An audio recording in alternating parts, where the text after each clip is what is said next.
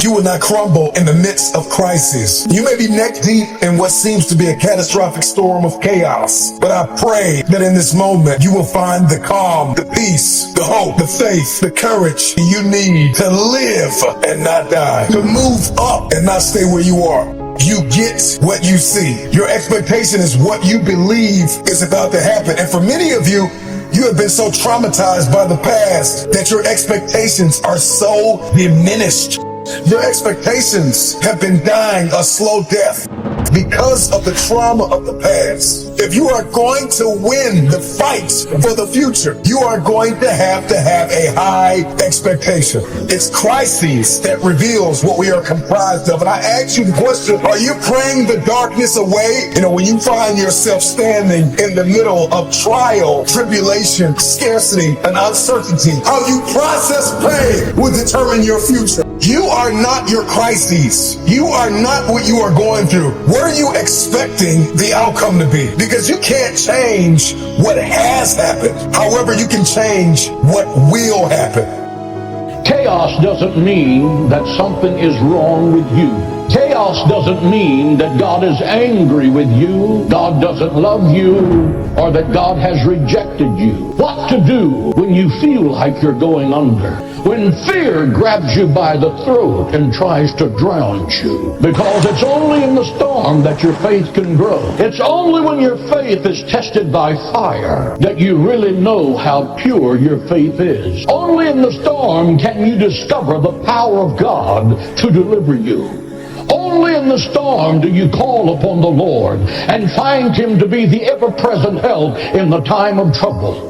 The storm develops your confidence, and as your confidence is, so is your capacity. That means that God sent to David a lion to whip and then a bear to whip before He sent the giant. God has you fighting the fight you're fighting now because it's a fight designed to develop your confidence. And when you win this one, the next one will be a little bigger, and you'll have the confidence because of your past victory. Because God is transforming you into a lion of God. God put you through a struggle to develop you into who you're going to be in the kingdom of God. God used no one in the Bible until He put them through the university of adversity before He allowed them to be a leader in the kingdom of God. You will reach the other side, but God is going to make a champion of grace out of every one of you. When you focus on the threat, you will experience fear. When you focus on Jesus, you will experience faith. More of what you do want is accompanied by more of what you don't want. The backside of the blessing is the burden you don't want that comes with the blessing that you do want.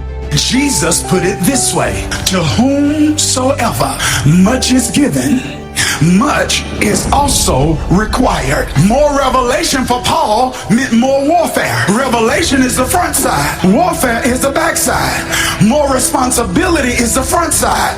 More stress is the back side. There's a back side to every blessing. And this is why it's important that we respond to God's timetable and divine delays with appreciation and not agitation. He says, because sometimes I'm not delaying things to delay things. I'm delaying things to give you an opportunity to develop in an area. I'm using the delay for your development. I've got to move you out of madness into meekness. Meekness is power under control. You can't respond in ways that you used to respond. Because if we are ready for the front side, but not ready for the back side, what is intended to be a blessing will end up feeling like a curse. If we don't learn how to manage the back side, we'll find ourselves managing meltdowns, because the agitation can become so intense that what was intended to be a blessing can end up causing a breakdown. So God's like, I promise you, I'm going to get you there. I promise you, though the vision tarries, wait for it. For in the end, it will speak and not lie. I promise you, I will finish the work that I started on the inside of you.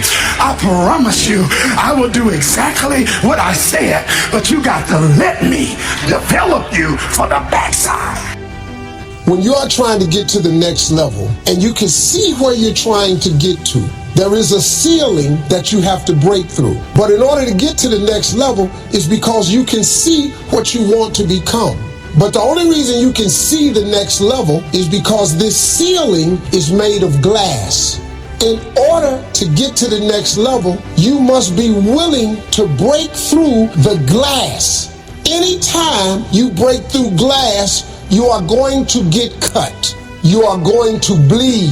And in order to get to the next level, you are going to have to give up something that you care about. You cannot take everything with you. Everybody come with you can't go with you. So when you go through the glass ceiling, you have to be willing to get cut. The cut is going to put some bruises and blood. But that's the only way to get to the next level. I understood that. I knew that I could not remain the same and change. You got to grow. You can't hang out with everybody you've been hanging out with to go to the next level. You can't do everything you used to do. If you do that, you'll never grow.